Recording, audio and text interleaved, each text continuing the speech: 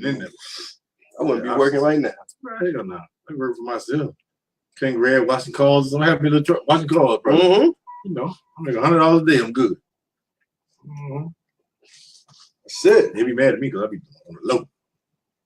Doing the fuck I want to do. $15 come. Give it to me. Give it to me. Everybody, hey, 10 people a day. Let's get it. And my son's still here. Look at my, you can help me. Get you some money. Real when you ready, dog. So we live, right? I'm waiting for the shit to show up. Yeah, I think I just seen it. Yeah. See Voicez Struggles live. Yeah? On my thing, yeah. Mm-hmm. $15 come. Everybody, sound pretty good too. We live. Let's do it. Yeah, you be watching Cat? Shannon Shaw? Yeah. Yeah, that dude's stupid.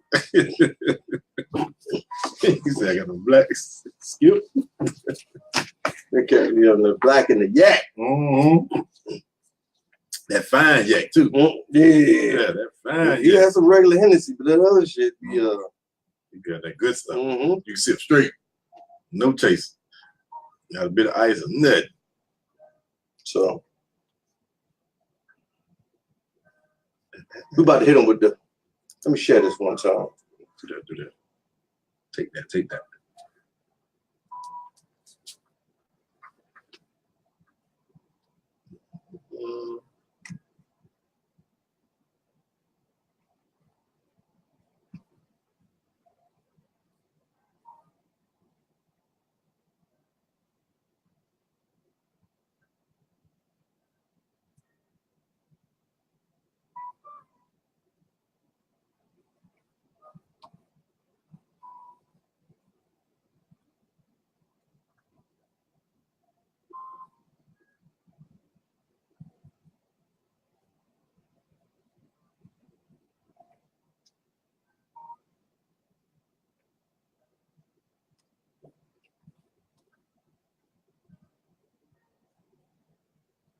I hate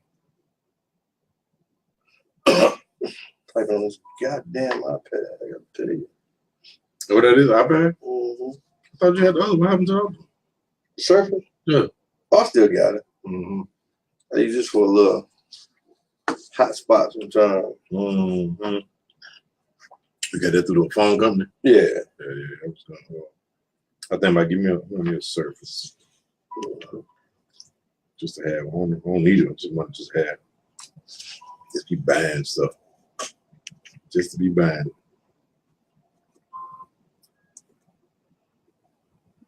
it. So we back after about a damn month of Sundays, huh?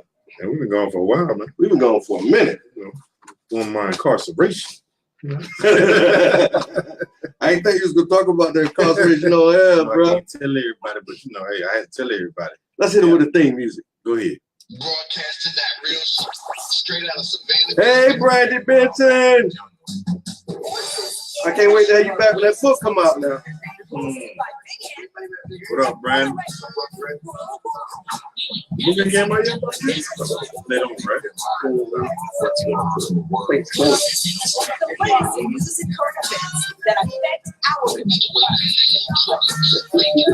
Catch it live on Facebook and YouTube. All the time.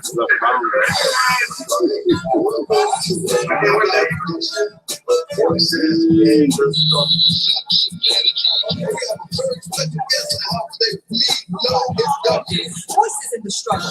By the people, for the people. Meanwhile, back in the States. It's not a liberal America and a conservative America. There is the United States of America. Shit, you tell them. I'm not apologizing. Stand up like a man. All the black men inside, swinging on the street. Stand up like a man. Stand up like a man. For all the babies that need a man. Stand up like a man. Stand up like a man. For all the women that don't know what a man looks like.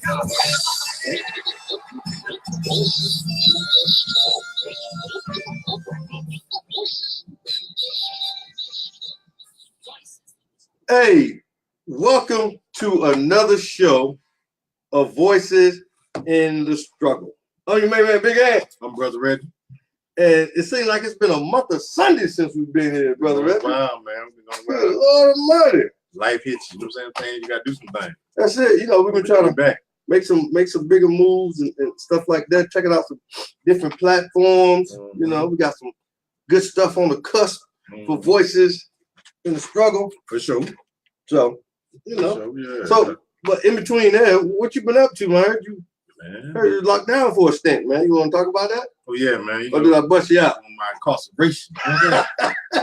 The man, you know, try to put a brother down. The man messing with you. Trying to hide me, bro. You know what I mean? Hey, I'm just speaking facts. See, the man don't like when you speak facts. So, since, you know what I'm saying? So, I was in there talking to other brothers who was going through the same type thing. I happened to get out. Right. Because I know some people that know some people. Right. You know, I ain't snitched though, you know, but hey, I got out. It was only fitting that you got out because you know some people that know some people. And I had a show to do too, so. And you had a show. You know, the warden was like, hey, he's like, go ahead and do your thing, man. Say, I like you. Yeah. Yeah, you should know. So we back, man. You know, we back. We back. Hey. Full of fake. So you went to, how was Jamaica, man? Well, Jamaica was great, man. Yeah. Beautiful country, yeah.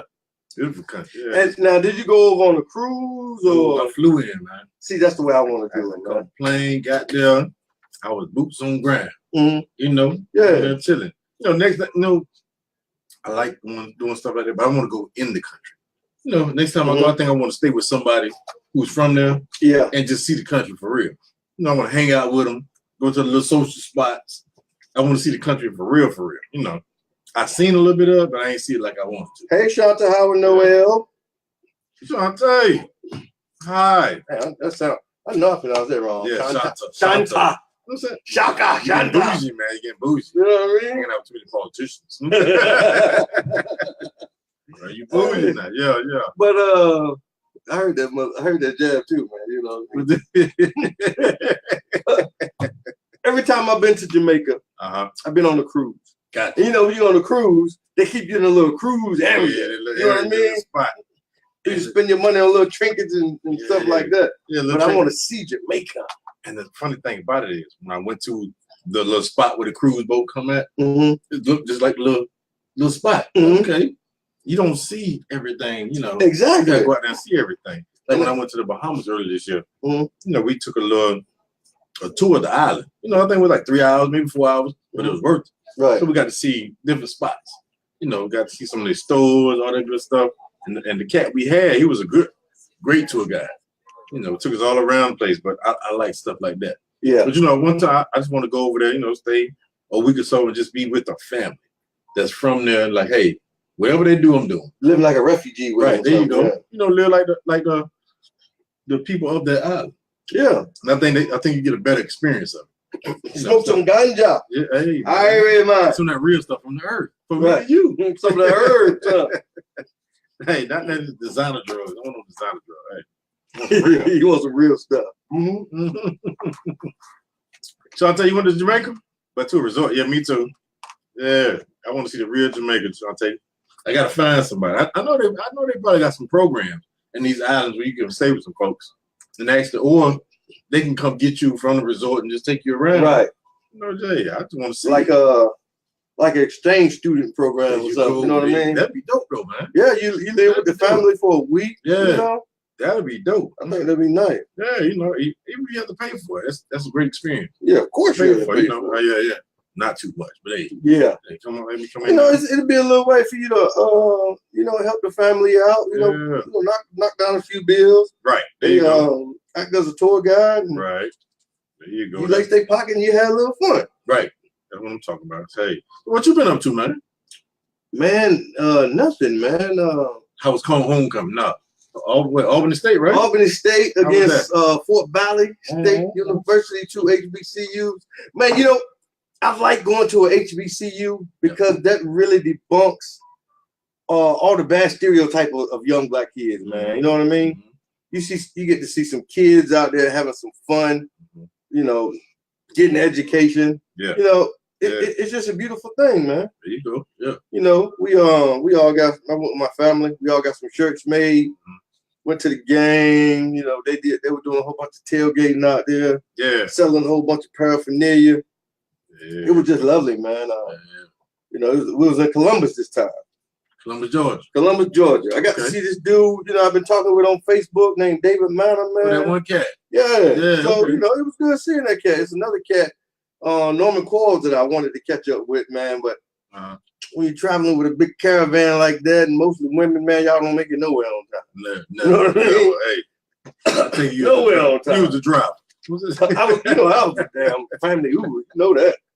Hey, I'm gonna get you there. Right. It ain't gonna be on time. But it was good, man. You know, the Fountain City Classic. It was good. It was supposed to be no, I was gonna say it's supposed to be in Albany, but that was last when Albany played before their little stadium was rained out. But other than that, man, you know, we stood up Pooler Progressive Democrats out there, man, in Pooler. How was that? You know, it was pretty good, man. They had some you know, trying to get a movement in Pooler going politically. Right. I was gonna run for office, but I'm not. Okay. You know, but I'm still gonna support them. You know what I mean? Okay. Because I believe we have to take our part in the political process, man. You know what I mean? Yeah, we have to. Which is our segue, right? Yep. You know, do you think it's important for us to vote? That's a great question. I think only if we follow up on our vote. You know, it's important to vote, but why vote and you don't do anything after you vote? You know, that's like when they court us, when they're trying to get our vote, and they don't do anything for us after they court us. You know, they get the goods and they go about their business. Yeah, that's you know, right. They hit and run. So if we vote, like some old prostitute, right? You know what I'm saying? So if we vote, I'm voting for you. I'm giving you my vote, but you don't give me anything back. Right. You know what I'm saying? So what do we do then? You know what I'm saying? That's the only way to vote is good. You know, if I vote for you, I get you in office. Now you got to do something for me. You're not going to do it because I want you to do it. You know what I'm saying? You're not going to do that. You're going to do it because I force you to do it. That's just the way of the world we live in. You're not going to do it because I want you to do it, because you have folks higher than you that's you know what I'm saying, maneuvering you. Right. But for us to maneuver, we got to maneuver that person. So hey, like even in any election, we have to make them do what we want. That's why we voted for you. Yeah, and that's part of the problem too. We have to, I think, you know, we have a myriad of things we need to do for the Black community, but getting involved in politics is one of them. Right. You know what I mean? We have to stop being apathetic when it comes to getting involved in politics, and that comes in where we have to really get people in place who have our best interests. Right. Get people in place who we know going to do the right thing and who's going to motivate other Black people to vote. There you go. You know what I mean? There you go. Because go ahead. Go ahead. No, I'll cut you off. Go ahead. No, because like you said, during election time, you know, you got politicians that come around and they go in front of the Black church or anywhere, and we've never seen them before. We haven't seen them before. You know what I mean? They come around, make all these promises and kissing babies per se. Right. And we don't see them again. We don't see them, and we don't make them come back. And most people don't know how to contact their local county commissioner, alderman, their politician. Yeah. They don't know that. Yeah, because most of all of them got an office. So we're throwing out a blind vote. There you go. You know what I mean? And so what we have to do, we have to get something in together so everybody knows. Okay, this is what we do after the election. That's what we don't know. As a mass of people, we don't know what we do after. We know how to vote. Right. That's the easy part. Yeah, we can hit a button, go vote. You know, whoever it is, whoever Democrat vote then. Yeah, there you go. You know, and like Shantae said, we got to hold politicians accountable. How do we do that? It's a way. Sometimes we just don't know as a whole. You know, I think part of that is people have to know what they can and what they can't call that politician for. But if it's any doubt that you think you're going to call them, or if you don't know, call them. I think this is what I think about politicians. When you're in their office, I think you should be stressed out because you're working for the people. And you got a lot of people. So if we have, you know, 5 different demands as a constituency, you know, we want you to work on that. You know, forget what they trying to tell you. No, this is what we want you to work on. Mhm. You in our district, our county, our state. This is what we want. Yeah, I would say for the first term, you Mhm. maybe should be stressed out Mhm. because you knew, you know, you made a lot of promises. People contacting you to make good on those promises. You know, you're probably going in every different direction. Right. But until then, we need to who's ever in there need to make the necessary relationships to make it easy on them. That's true. But no, let me ask you this though. Now you said promises. They make promises to us. Why are they making promises to us? Why aren't we telling them what we want? This is why we got you in office, because this is what we want. Mhm. You know, I understand you making this is what I want to do. I got that. Mhm. But we're electing you. Mhm. You know, so what you're trying to do is what we want.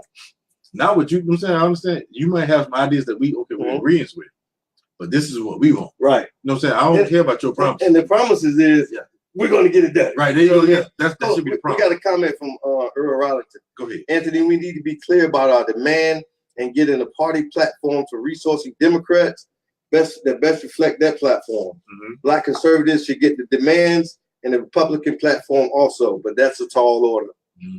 It is tall order, but it's tall order for 5, 10 of us, 100 of us, 1,000 of us. We have to meet the demands of the group. Mm-hmm. You know, no matter if it's we talking about all black people, we talking about white, Hispanic, whatever the group want. So if we want better education, we have to be as a group. We want better education. Mm-hmm. You know, together. And I agree. Mm-hmm. We you know, our demands shouldn't rest solely on the Democratic Party. You know what I mean? No. If so like right now, I don't think a Democrat won in Georgia. Stacey Abrams is going to be in a runoff more than likely. Right. Yes, it's. But should our concern and should our needs that need to be addressed fall to the wayside because we don't have a Democrat in there? No. You know what I mean? No. The party lines have gotten so doggone. It's been a clear line drawn in the sand now. You know what I mean? You used to have a conversation with the Democrat and Republican. You can't do that now. You know what I mean? I mean, it depends on the people, but for the most part, you can't do that now. I think us as regular citizens can't. But if you watch politicians, they're cool. You know what I'm saying? They claim Republican and Democrat, but they're cool. You know what I'm saying? They got differences, but I think for the most part, they talk. You know, they're in their little game or whatever, but they're cool. I think we don't know how to talk. So it's just us. Yeah, it's just us. Because think about it. I don't know if you remember when President Obama, when he got out of the White House, he had this little commercial with him and John Boehner. When he came, he was doing something, but him and Boehner was putting the little shades on together. They walked off in whatever it was, the sunset. If you remember, Boehner was always, you know what I'm saying, mean bugging him when he did the State of the Union speeches. He sure was. So to me, I'm thinking like this: if you sitting behind me looking like you're looking, you know what I'm saying? Maybe it's for the camera. And or going against me on everything, but now we cool though. So they get it. You know, so it's just a title. I'm a Republican, I'm a Democrat. But hey, we cool, we still straight. And we have to get to the same way. Hey, I don't care what your party is. To me personally, neither party is doing anything for us as a community. They're not doing anything for us. I don't care what you claim. So looking at that, you know what I'm saying? Yeah. It's like, hold on. I can claim I'm a Democrat. You can claim you're a Republican, but okay, what has that party done for us? Right. What have they trickled down? Have they came down to the black community and say, hey, this is what you need to do to make your demand. This is how you do it. It's none of that. It's only I promise I'm gonna do this for you. But when I get in there, I'm not doing anything. Right. You know, so that's the thing. We have to figure out well, check this out. I know there's people that know or do. But look at these other communities that don't have as many people as we have. Asian communities, you know, some Hispanic communities, or there's not as many of them in America as us. They're not complaining like we're complaining. They're getting what they need to get. You know, because they have a different way of thinking. You know what? They come over here. They come over here with a whole different mindset. Right. You know what I mean? Mm-hmm. You know, we go. You know, first of all, we've been downtrodden Mm-hmm. for so long. Yeah. You know what I mean? Yeah. We had to endure slavery. We had to endure the Black Code, Right. Jim Crow. Mm-hmm. You know, Reconstruction. Right. You know, and to be honest with you, we never climbed out of that hole. I mean, stuff has gotten a little bit better. Yeah. But when you're talking about the mindset and the psyche of an older Black person, Mm-hmm. you know what I mean, who's feeding it to these younger Black people, Yeah. who don't take the time to read or don't take the time to do anything, Mm-hmm. you know, you're gonna walk around with that scared mindset. But more importantly, we have so many divisive things that keep us apart. Right. That's true. You know what I mean? That's true. We got so many obstacles. So these foreigners, they come in, they don't go to a community looking for jobs. They go looking for a store to open. Right. They only work long enough to open a store. That's their mindset. Right. Right. You know what I mean? And we could do that too, but you know, you got Black people who damn near denounce they're Black. Right. So right. why would they help anybody? Yeah. You know what I mean? Yeah. We're divided by our monetary worth, by our acquisition of materialistic things. Yeah. You know what I mean? We're divided by that. That's the big thing, man. The You know? materialistic thing. That's And too many people, too many Black people don't feel the need to come back and to help the community. Right. I made it out. You can make it out. right. It's like you stay in your little safe area. Mhm. Your house or your community that you're in, that's nice. There's no crime. Everything is good. We stay in our safe area. Mhm. It's not like we're coming back to, and like I said, somebody in the hood is all about resources. They don't have the resources. You know, since we don't participate in a unified front to go to politicians and this is what we need. Mhm. We need X amount of dollars, or we need these resources for this community. I think the hood Mhm. is battleground zero. Oh yeah. Because they're what's called the low-hanging fruit. Mm-hmm. They're the ones, in most cases, Mhm. are easier to manipulate. But let me get to this comment real quick. Go ahead. Democrats reflect us. They pass universal health care for us. They take up social issues for us.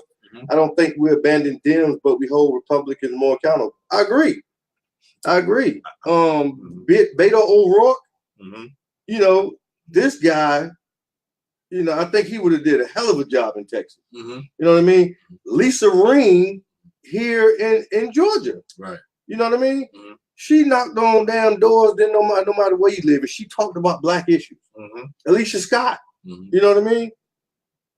You know, they talked about the Black issue. Right. Right. And universal health care is a problem. That's an American problem. This is my problem with that one right there, right? So we got the Republicans and Democrats. You know, Republicans, we already know, okay, look at the big picture. They're not for us as Black people. Mhm. The Democrats say they are. You know what I'm saying? But we have to look at what do you do for me? You know, what have you done? Without me asking you, as a politician trying to do the right for your district, your constituency. Mhm. What are you doing without me asking you? Mhm. You know what I'm saying? So if I have to go down and knock down your door to get you to do the right thing, you're not for me anyway. Mhm. You're not for me. So I think for us as Black people, us to run these parties, you know, it's wrong for us because they don't want us. Neither party wants us. Really. They want our vote, but they don't want us. Mhm. Mhm. Because if you want us, you're gonna do for us. You know, you're gonna come down to like the thing about when they promise that they're in the Black church, they're in the Black community, we don't see them after that. Mhm. You know, because you in your little spot, you good. Who are you catering to now? Say for a city like Savannah, 50-some% Black folks. When we have nothing in this city, 55% Black, but we have nothing. Mhm. You know, we have nothing we can say is ours. Mhm. All these Black folks, because we don't know any better. That's how I chalk it up. We don't know any better because we don't know how powerful we are if we come together. Mhm. Mhm. Individually, we're nothing. You know, Mhm. you might have a business, I might have a business. You might have a couple houses you're renting out. Mhm. I might have a couple houses I'm renting out. But we don't have We nothing. may live comfortable, Right. individually. Just our few families. You know what I'm saying? But as a whole, we have nothing. And I say this all the time. Savannah is per capita, I think, in the top 10 of cities with the most black people. You know, that outnumber white folks. You know, and we have nothing to show. Even something small as I talk to people all the time about this, as a nightclub. One nice nightclub. We don't have that.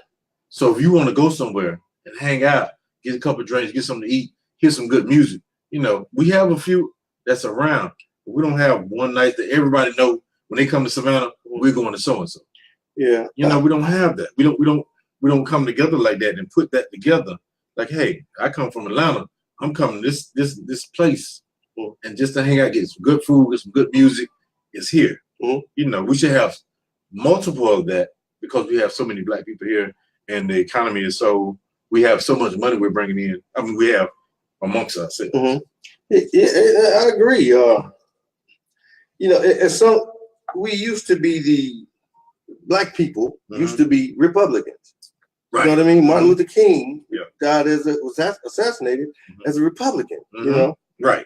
You know, they had the Southern strategy. You know, the Dixiecrats and you know, where the Republicans say, hey, we don't need y'all anymore. Right. Democrats picked the black vote up. From that point on, our parents, our grandparents, our great grandparents have been Democrat. Right. But what we're failing, and I agree with you to that extent. Neither party has really done anything for us. Nothing. But we haven't made them do anything for us too. Right. We giving out a blank check per se. We don't realize the power of the black dollar and wield our power in black economics. Just think about it. If Yamacraw Village, if Carver Homes, if you know Camp Park, if all of those were voting residents, and I'm not saying they're not, but all of them were voting residents. They voted the same way. You know what I mean? Right. Then and they supported their candidate. You know, they gave $1, $2, whatever. They came to town halls. They knocked on some doors. Don't you know them communities would be a powerful force? Right. You would have to deal with them communities when it's time for your election. That means you would have to be accountable for them when they have concerns that need to be met. You know what I mean? Right. Because without a voting community, you know, you don't get anything done. Why would it, if I'm running for office, why would I campaign or even come in your area and you don't even vote? Right. You know what I mean? You got 1 or 2 people that may vote out there. I may hold a town hall out there or something. You know, get a few people. Yeah. But if you're not voting for me and you're not helping me economically or helping yourself, then why do I need to even hear or address your concerns? Right. And that's where we are. Yeah, Savannah is 55% black. There you go. 55%. Right. There's no reason we shouldn't be in charge of everything here.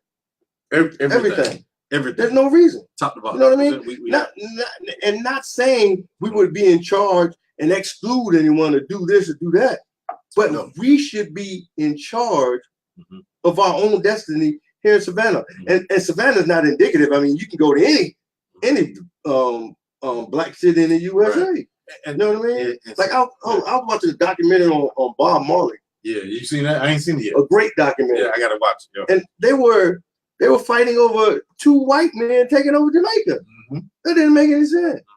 You know what I mean? After they got what? It was before or after the independence? It was after the independence. You know what I mean? Yeah. But that's where we are. We have been out of politics so long.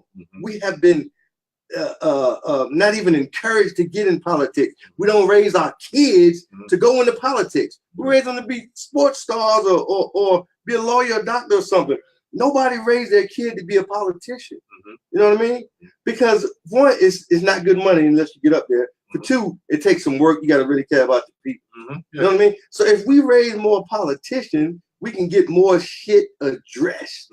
Right. But we don't. And we've been out of politics for so long. The shit is out of hand right now. Yeah. You know what I mean? Yeah. And for us to come back, if a black person was to get elected who really mean damn good for his people, he'll get in there and get beat the hell up because there's so many issues for him to deal with. You know what I mean? Right. Like I do believe President Obama wanted to do more. Oh yeah, I'm quite You know sure. what I mean? Yeah, but he had the machine. He had He had to go with the machine. you have to go with the flow of the money. Yeah. Who's controlling the money? Yeah. Because that keeps your campaign going. Because once you get elected, you still campaign every day because you campaign for the next election. So you still have to campaign. And my thing about that is, you know, it's what you think about this? Okay. Now, what is the number one now? What's the number one music genre right now? Rap, hip hop. Hip hop. So basically, everybody follows hip hop.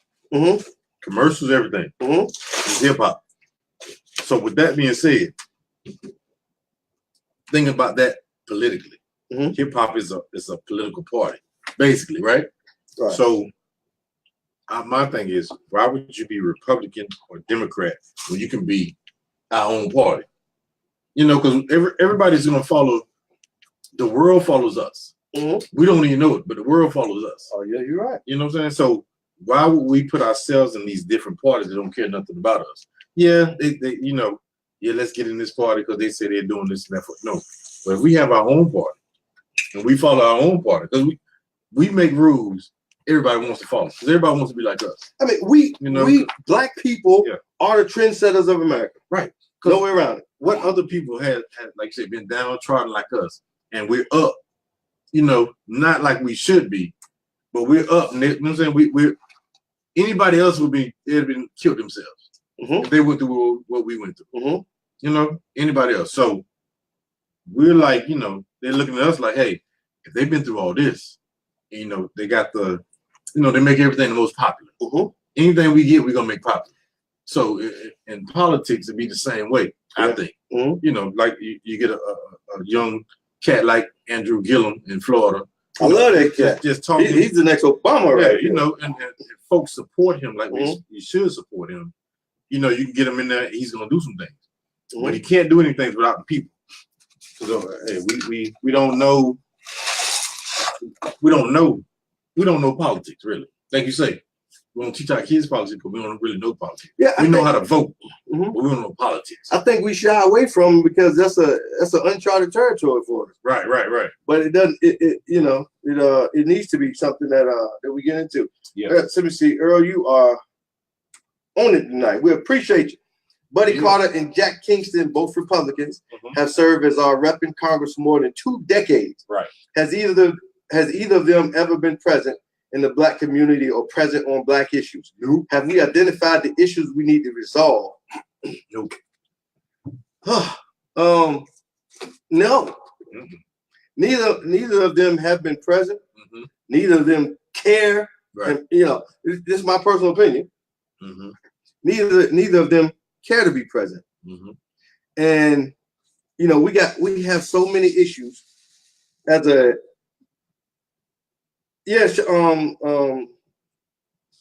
Shanta. Shantae. Hey, Shantae. Yeah, Shantae, please call. Excuse my bougie father. Is it Shanta? No, Shantae, please call. But we have a plethora of issues for the you know that word again, man. You know I love plethora. You've been saying it for 2 years now. I'm on 3. I'm tired of it. Anyway.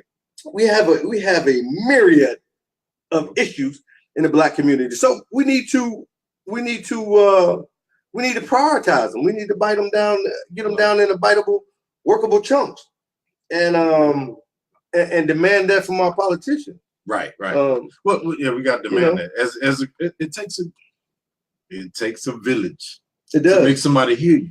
It does. You know, when you're talking to big government, they're not going to hear Big Ant by himself. You know what I'm saying? Unless Big Ant do something extreme, like put a gun to somebody here. Right. Then they're going to listen to you for a minute to the kid. You know? This is a question for you. Go ahead. Are we organized enough to have our own political party? No, but no, we're not. But we have to be.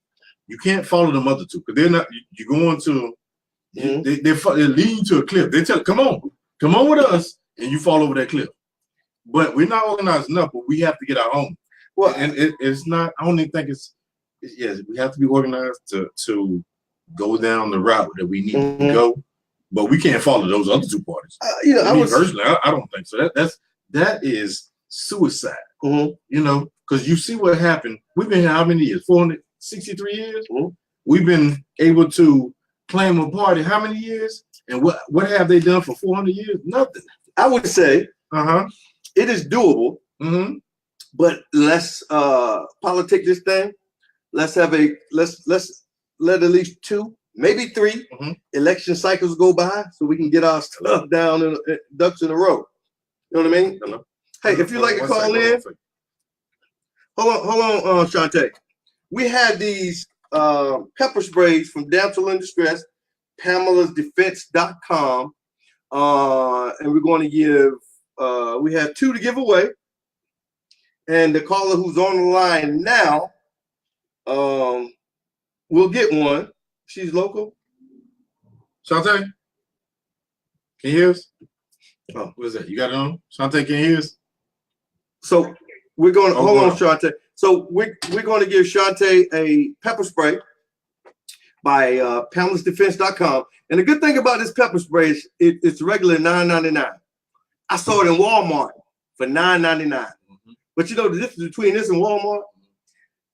Pamela'sDefense.com in association with Damsel in Defense, they give a portion of their proceeds to help battered women get out of situations. Also, if you have to use this, you obtain a police report, you'll get a brand new pepper spray refill. Walmart doesn't do that. Yeah. All right? Support her. Yeah. So I gotta do the same thing, but support her. Shantae? Hold on. Turn your phone up. I think it's up. Hold on. Let me turn the thing up. So you're gonna get a free pepper spray from us. The last one on the left. This one right here? All you have to do is pay shipping. Yeah. Shipping and handling if you're not local. Yeah. For a mere price of $19.95. I'm just joking. It won't be that much. But go ahead, go ahead. What's your name? Where you calling from?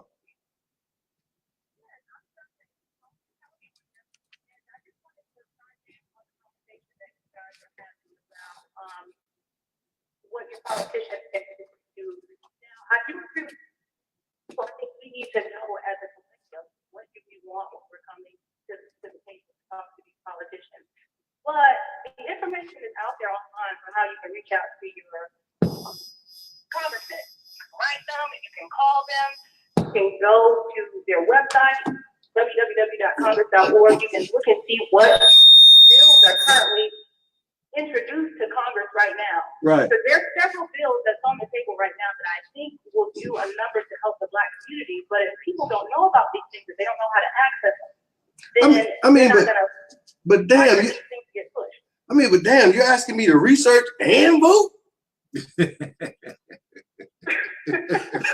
Shit. If we want things to change, that's important. Yeah. Maybe not everybody research, but there's somebody that needs to be out there doing the research to put this information out to the Black community so we can know what we're fighting for. Yeah. I think one of the biggest things that's affecting our community right now is probably mass incarceration and some of the trickle-down effects that mass incarceration has had on our community as a whole. Still affecting, yeah, that's right. It has contributed to the breakdown of families. You're talking about stress as far as financial resources. And we all know that when there's a 2-income household, that's better than a 1-income household. Yes. So it can reduce stress on the family as far as finances is concerned. We're having issues with our children and the school system. And I think a lot of that is the result of not having a parent home. And I think that maybe if we get behind more bills that's already on the table, actually dealing with mass incarceration, I think that can do a lot to help the people in our community. Yeah. And not only that, let me give you an example.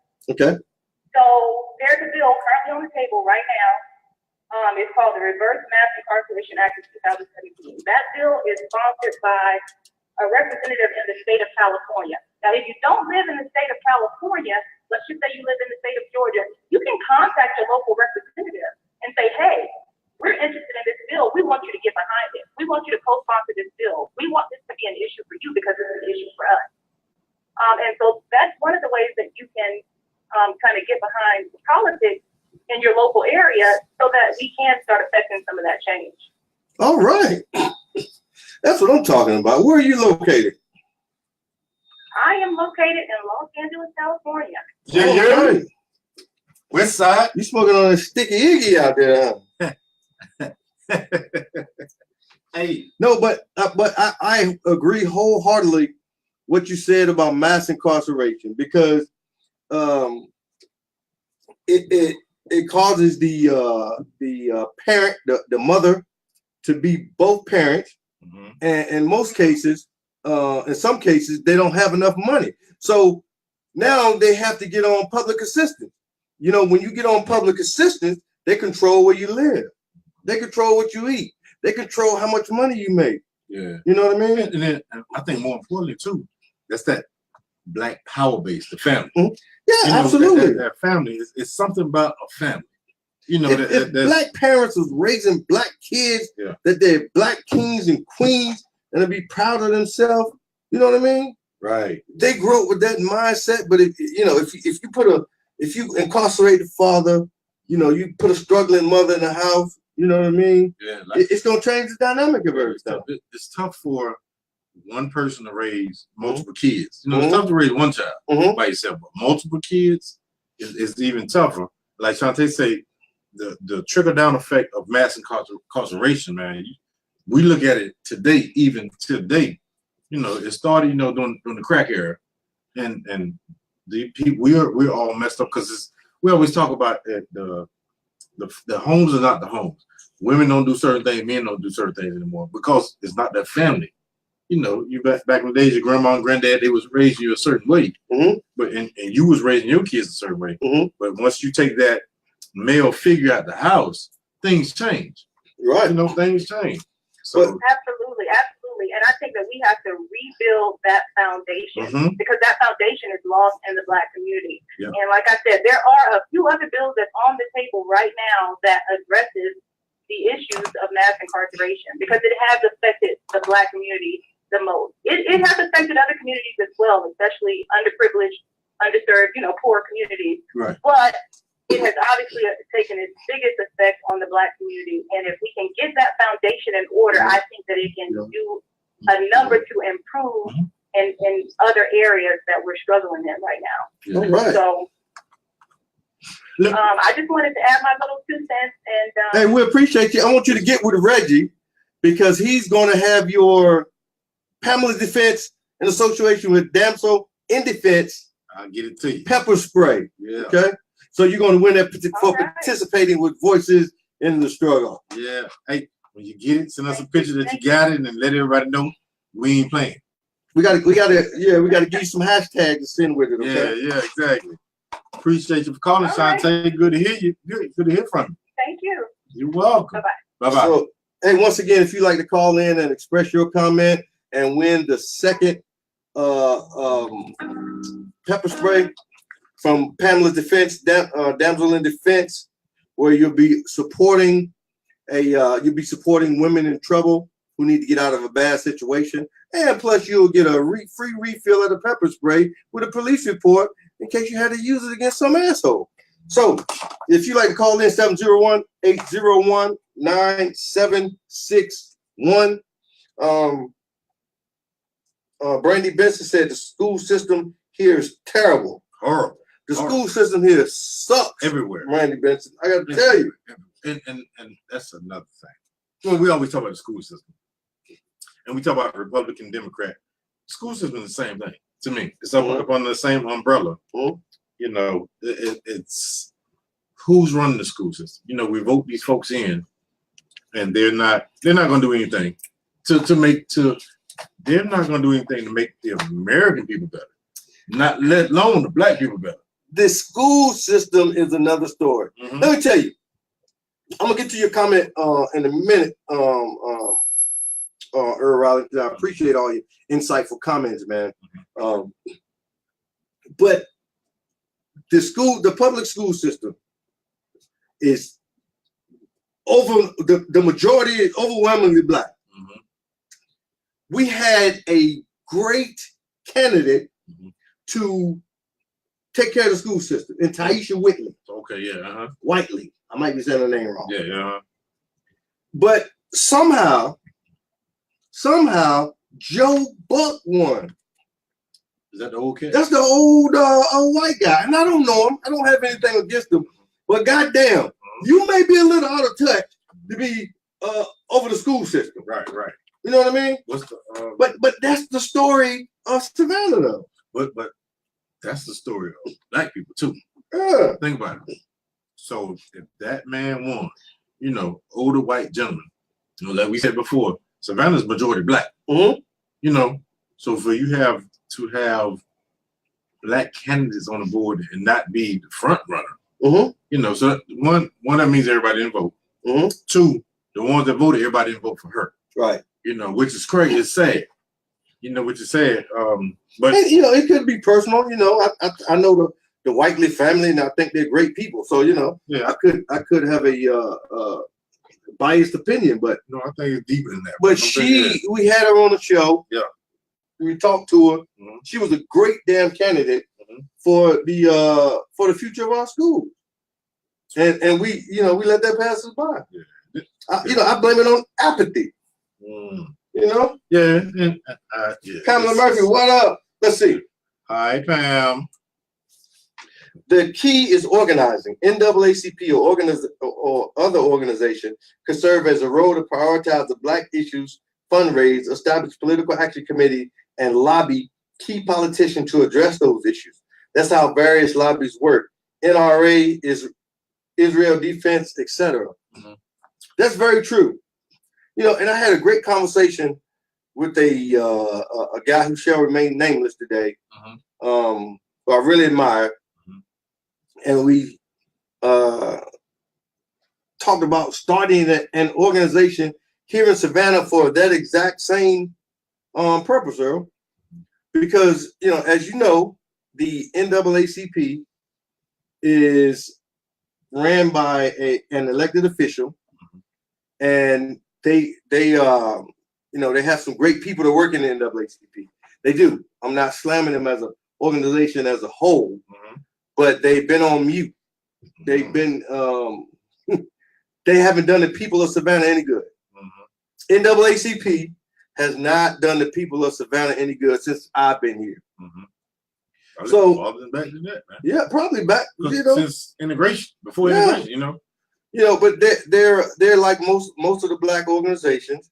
They have older people in charge, and I'm not saying older people shouldn't be in charge, but what I'm saying is, older people don't want to relinquish the reins because they feel like they're going to be discarded. And new fresh ideas, Right. You know, But we still need them for their wise counsel. You know what I mean? right. We need, We still need the older people, Right. but they won't let the rings go. You know, and the NAACP, you know, I'm just so disappointed with them, and I let my membership lapse yeah, because I was gonna try and run in there and change things. change the thing, take them over. But you ain't even right. nothing up in here. Right, Not up in here. Shake no But- waves. but nevertheless, you know, we need an organization here in Savannah that does that, that hold people accountable, like the polling locations. You said somebody in Poole waited 30 minutes. 3 hours. I mean, 3 hours.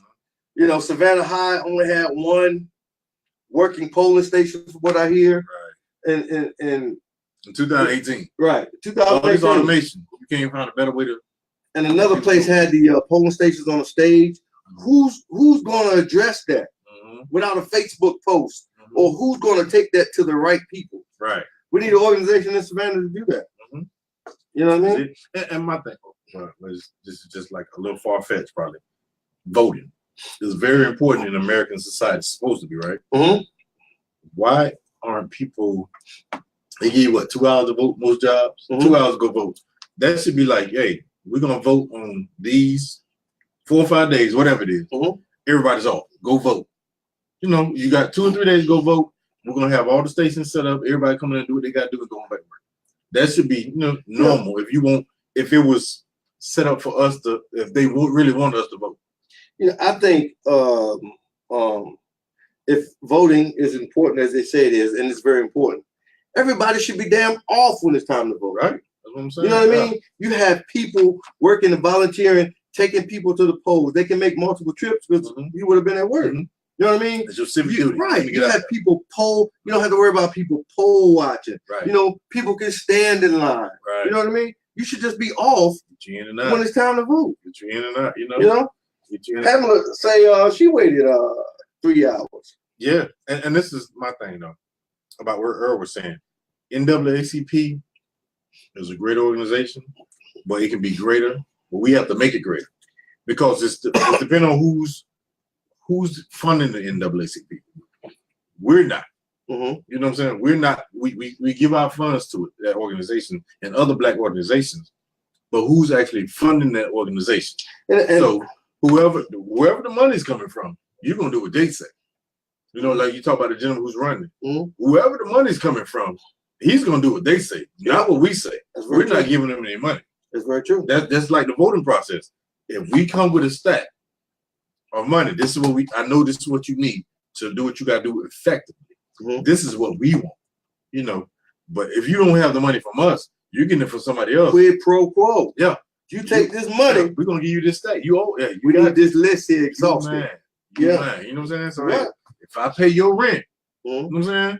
I get what I need to get, right? You know, so that's the same thing. So if we're not financing our organizations, who's financing the organization for us to keep it in the flow? We're not. Yeah. We're not. We don't participate in them. But you know, I think a major shift need to be done with the NAACP here. I think, you know, going off the history of the organization and all of the triumphs it has and the great moments in history it has, I don't want to give up on them. I just think they need a massive overhaul. They need a damn Trump White House. They need to clear some folks out. They need that. And like I said, they need an overhaul. They need black people support, you know? And we support like we're supposed to. You know, like what the NAACP is in the hood, right? The office. If we support our NAACP, say, hey, we're funding our NAACP. So we can take outside funds, yes. So if you're a white organization, you want to give us funding, that's fine. But you don't make no rules over here. But you know, the thing about that is we have to be interested. They have to pique our interest for us to fund the NAACP. If they spoke on some stuff around here, I'm sure more black people would join. You know what I mean? Just off the legacy of the organization. Right. You know? So you got to speak on some issues. Because I joined. Matter of fact, my whole family joined. You know, I went there. They didn't have a veterans committee going. I tried to get the veterans committee going. I sent emails. I called. You know, I talked to folks. Right. You know what I mean? They ain't never get back with me. Right. Next thing I know, they had a veterans committee going, which is fine. Yeah. If you know, long as it's going. But you know, you don't want anyone in there who's gonna actually do some shit. No, because I'm too old to be joining organizations to say, hey, I'm in the NAACP. You don't need money. I'm this. I'm that. Need my money. I want to join the organization to give my energy to what needs to be done. Right. But when you don't want it done, he should I can do. I'm handcuffed. It's the whole thing of, you know, who's ever. It's a mindset, I think. Who's ever in charge of the organization, who's funding that person or the organization, that's who they're listening to. That's what they're sitting down with. So they're going to a meeting before the meeting. Right. You know, so when they come from their meeting, they're being told what they need to do. You know, so when you saying some ideas, no, we ain't even do that. Because the folks who telling me what to do, they're not going to, you know, they're going to stop funding us. I hear you, but, you know, so it's not going to happen. Putting no money in our pocket. Right. There you go. And when you do the money thing, when we come as a group, it's not like you just give a cat money. Hey, do what you want to. No, we're telling you what we want. These are our top 5 things. This is what we want you to talk about all the time. You know, this is what we're funding you for. This is what we need in our community. If you're not doing that, we're finna get you up out of here. Because this is our organization. You know, we have our bylaws. This is how we're gonna vote you up out of here. You know, because we know you're here just for status, just to say I am the president. since you want, that's all you want.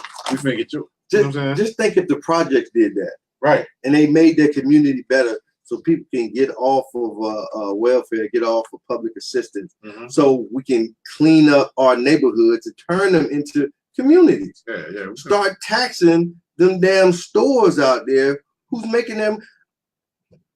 Black money is a one-way ticket out.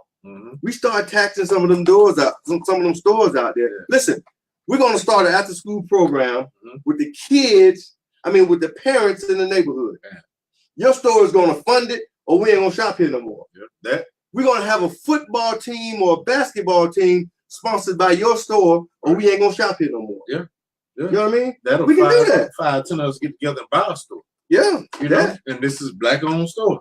You know, we're selling black products. You know, many as we can get our hand on that we can put on the shelf. We're gonna take care of our communities. Yeah. So we gotta get out of that mind state of you got a little money, you can only do it yourself. Right. Or you don't trust nobody. No, we gotta get down there and get into the weeds of things. Hey, this is our store. 5, 10 of us we own this store. We might not be making a lot of money individually after we put money in there, but this is our store. We can do some things with the store.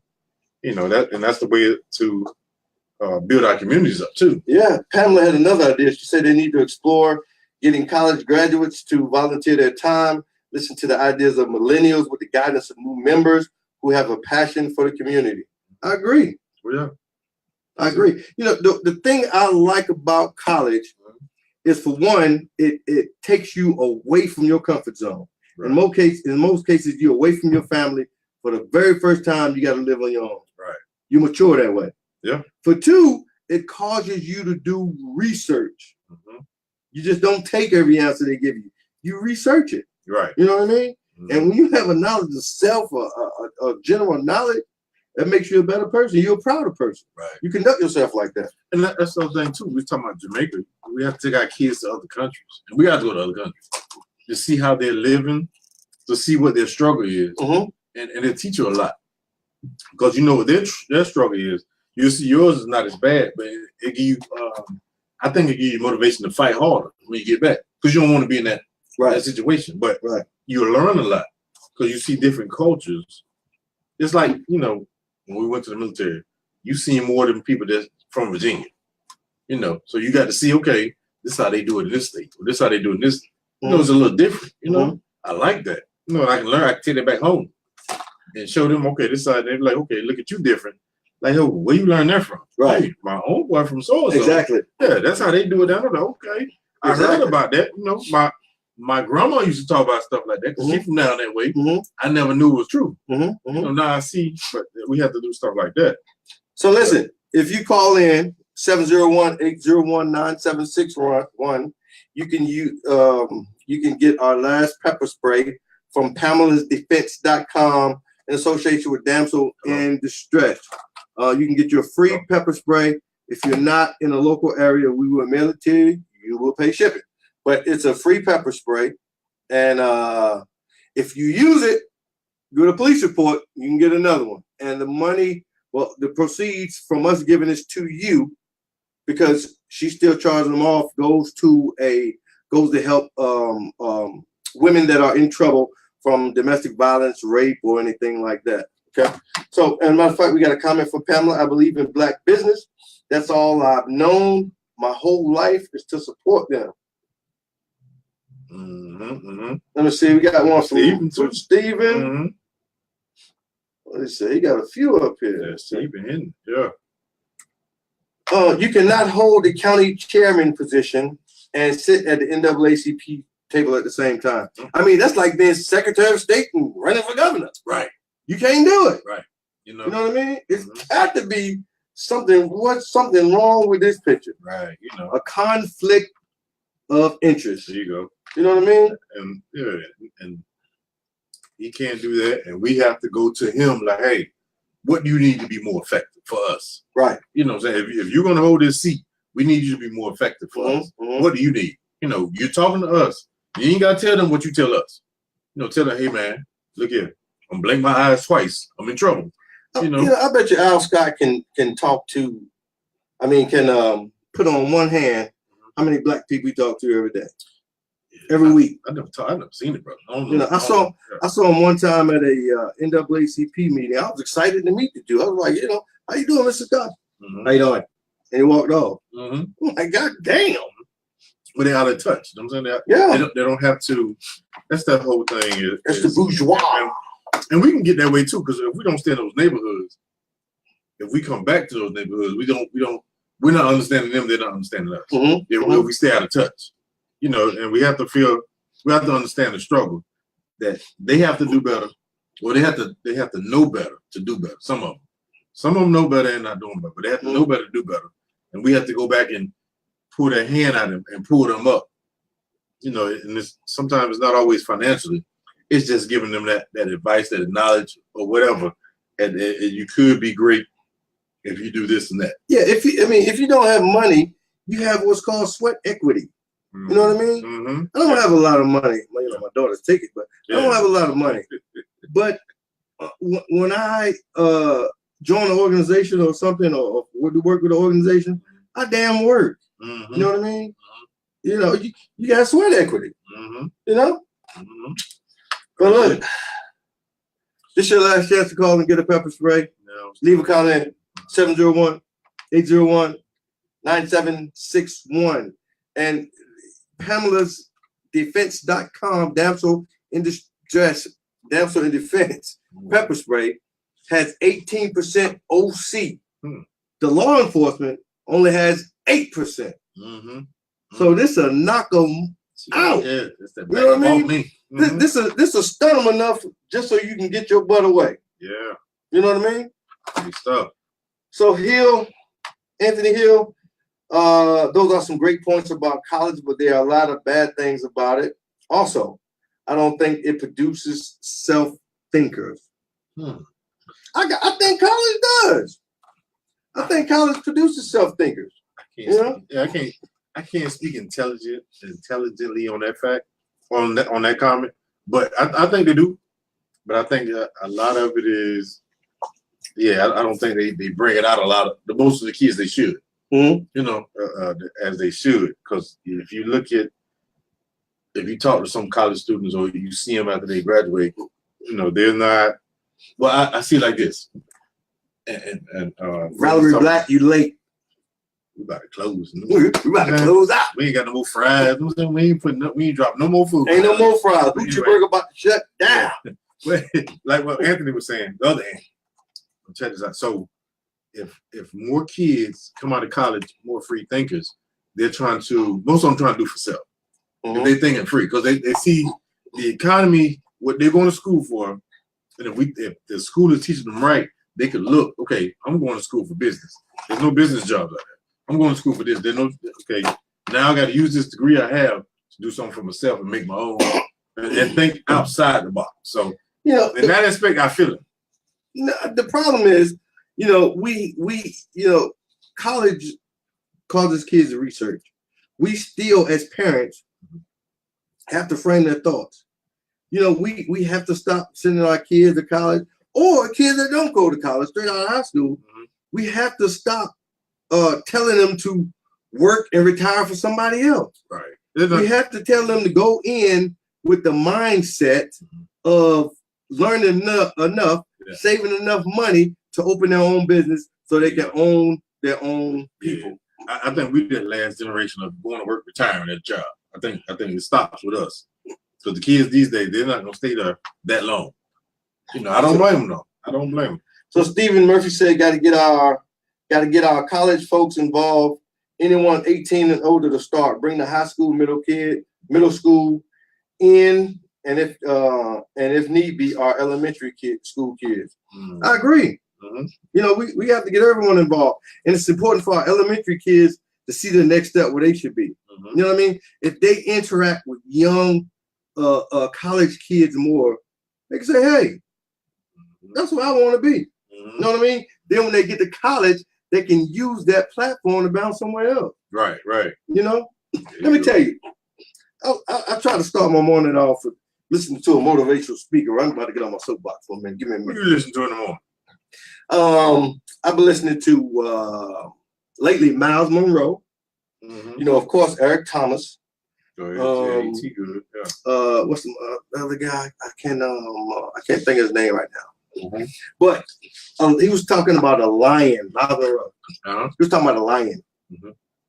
He said when a lion sees an elephant, the only thing he see and he think of is lunch. You know what I mean?